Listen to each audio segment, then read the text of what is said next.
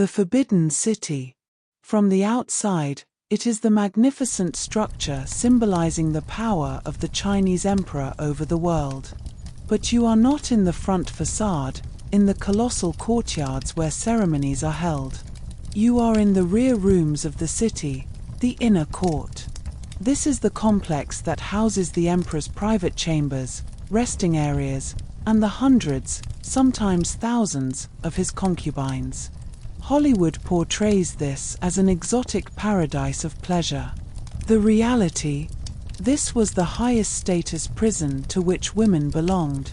You could not leave the city, you rarely saw your family, and your sole purpose was to bear a son for the continuation of the empire. This system was not built on love or passion, it was the most rigid and ruthless bureaucracy in the Chinese empire. Imperial concubines were divided into over 70 ranks, starting from the empress down to the lowest rank, the attendant concubine. Your rank determined the quality of food you ate, the thickness of the silk you wore, the number of servants you received, and, most importantly, how often you could meet with the emperor. Rising through the ranks was harder than becoming a CEO in a corporation, and a single misstep could instantly drop you to the lowest rank or result in imprisonment.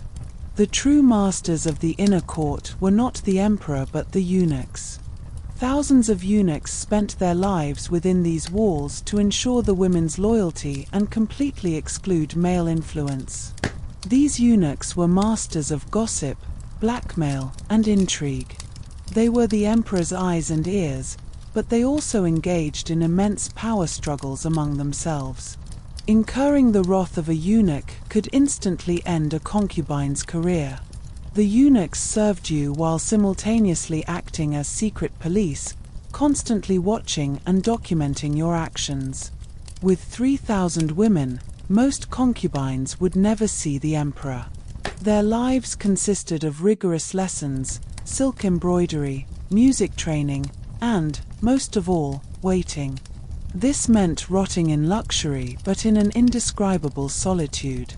The grandeur of the great Chinese architecture was, for you, merely a golden cage through which you could see only a limited patch of sky. If the emperor happened to notice you, it was not a reward but a transition to the next level of danger. The ritual of the night, imperial selection. The ritual for which concubine the emperor would sleep with was completely emotionless. Eunuchs would bring trays bearing the names of the concubines presented to the emperor. He would select one. The chosen concubine would be stripped naked, wrapped in a blanket by eunuchs, and carried into the emperor's bedchamber. The goal was not pleasure but production. A eunuch would stand outside the room and, after a set amount of time, shout, "Time is up." To ensure the concubine's conception, the emperor was required to inform the eunuch exactly what he had done during the night spent with the concubine. This was an utterly institutional, humiliating, and cold process. The final lottery: a son. Your only life insurance was to bear a son. This would raise you to a higher rank and secure your luxury. But it would also turn hundreds of rivals against you. A male child born was a potential candidate for emperor. The mothers of other concubines would scheme every possible way to poison, injure, or accuse the mother of the potential heir and have her imprisoned. The walls of the Forbidden City were filled with poisoned sherbets, fake letters, and murders disguised as suicide. If you did not have a son and the emperor died, your life was over. At best, you would be confined to a monastery or sent to the forgotten corner on the outskirts of the city. There, you would live out the rest of your life in boredom and poverty with other old, desperate women whom the emperor no longer remembered. If your beauty faded, your value was zero. The back rooms of the Forbidden City are not the stories of magnificent palaces seen from the outside but the tragic and ruthless tales of thousands of women destined to lose. As long as the emperor lived, your existence was at least acknowledged. But when he died, your value instantly reset to zero. In certain periods of Chinese imperial history, especially the early Ming dynasty, the emperor's death meant forced suicide or execution for concubines who had not borne him a son. This brutal practice was called zunzong. The purpose was simple: to continue serving the emperor in the afterlife. During the ceremony, concubines would be slowly strangled by eunuchs using a silk cord tied around their necks. This was the most formal, cold, and cruel tradition of the court. That silk cord was not a luxurious gift, it was a death warrant. Even after the practice of forced suicide officially ceased, the danger did not end. When the new emperor ascended the throne, the absolute power of his mother, the Empress Dowager, began. The new Empress Dowager had the right to decide the fate of the former concubines as she pleased. Concubines who posed a potential threat to her son, especially those who were favorites of the old emperor, would either be forced to commit suicide or condemned to spend the rest of their lives in a locked, isolated cell. Your only security was to bear a powerful son who could protect you. If your son ascended, you became the new Empress Dowager, and your time for revenge had arrived. Every stone in the Forbidden City bore witness to horrific conspiracies. The imprisonment, poisoning, demotion, or complete exile of concubines were common occurrences. A concubine could lose her life not only for being the old emperor's favorite, but also for saying the wrong thing, giving a poor gift, or even smiling at the wrong time. Life in the Forbidden City was a constantly shifting game of life and death. The death of the ruler represented the final round where all rules were erased and the slaughter began. Being a high-ranking concubine meant not only being a victim of political intrigue, it also meant your body was used as a tool of social status. During many dynasties in China, foot binding was widespread in court circles and among high-status families. This was not just a beauty standard, it was a status symbol. A woman with tiny feet was considered too delicate and wealthy to work. The practice usually began between the ages of 4 and 9, where the bones were broken and the feet were tightly wrapped to resemble a small hoof. You might be surrounded by the luxurious silks of the court, but these silks hid a permanent and unbearable pain. The deformation of your feet made you almost crippled. You could not walk unaided, your movements were restricted, and the slightest exertion caused excruciating pain. This was the physical price of the golden cage that many women in the Forbidden City endured. The palace had the best doctors in China. But this did not mean that medical science was modern. During pregnancy or illness, treatment often relied on superstition, herbal remedies, and the advice of the empress's personal astrologers. If a concubine lost her son or suffered infertility, it was often seen as her fault, and her own body was blamed, not the rivals attempting to poison her.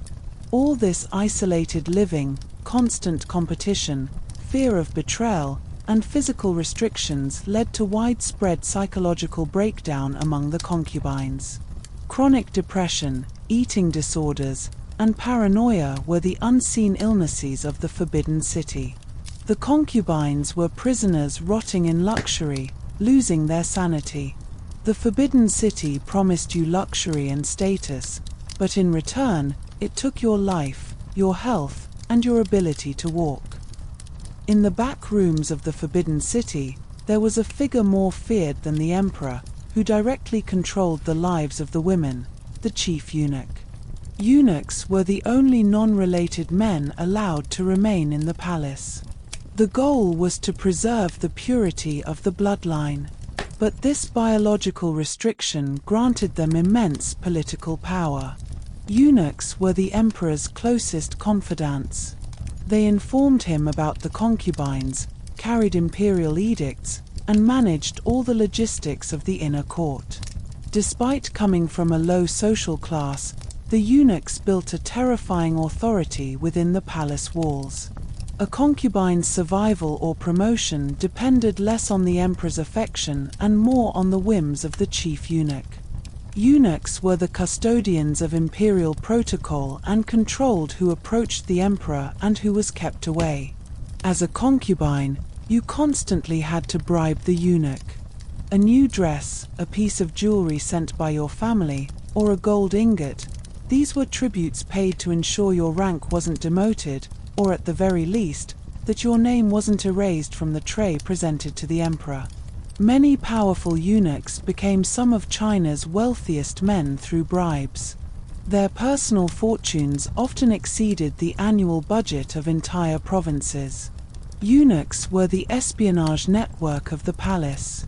They monitored every move of a concubine and carried every whisper to the emperor or empress dowager. If you took a false step, that eunuch could instantly transform into an executioner. The eunuchs held the authority to physically punish concubines, throw them into prison cells, or send them into exile.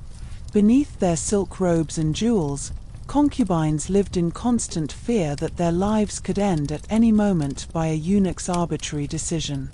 The eunuch in the Forbidden City was the embodiment of the poisonous politics and limitless greed hidden behind that magnificent setting.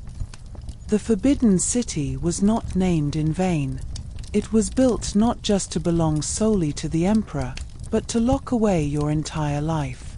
The thick, red walls of the Forbidden City might protect you from the poverty, wars, or epidemics of the outside world, but in return, they took everything. Concubines could only leave for extremely rare occasions, such as their mother's funeral. Even this would happen under the strict supervision of eunuchs and hundreds of guards. For you, the outside world was a mere fantasy. As years passed, your entire family, relatives, and social circle disconnected from you. Once you entered the Forbidden City, that was the only place you belonged. As discussed even most of the concubines who entered the emperor's bed were eventually forgotten. You would spend the rest of your life hoping to be summoned again by the only man alive who could validate your existence. This was the most luxurious and melancholic solitude. No matter how much the outside world envied you, you were a prisoner slowly rotting and losing your sanity within your own luxurious jail. Some concubines even committed suicide by jumping into a well to end this desperation. While suicide was considered a shame by palace rules, for some, it was the only way out. The Forbidden City was the symbol of imperial power. But the cost of this power was the potential, freedom, and happiness of thousands of young women. These women were disposable objects consumed simply for the continuation of the imperial bloodline. The back rooms of the Forbidden City concealed the most tragic and ruthless human drama behind the great splendor of the Chinese Empire. History remembered only their ranks, not their names. And so, the six-part bureaucratic nightmare behind the ornate red walls of the Forbidden City comes to an end. You now know that this was the dragon's golden cage, a silent prison for thousands of women, governed by rules, ranks, eunuchs, and forced deaths, condemned to rot in elegance. History recorded only their ranks, but we heard their suffering. If this high-status hell has made you sufficiently uneasy and you wish to delve deeper into the dark corners of history, please don't forget to like the video and subscribe to our channel for the continuation of your sweet nightmares.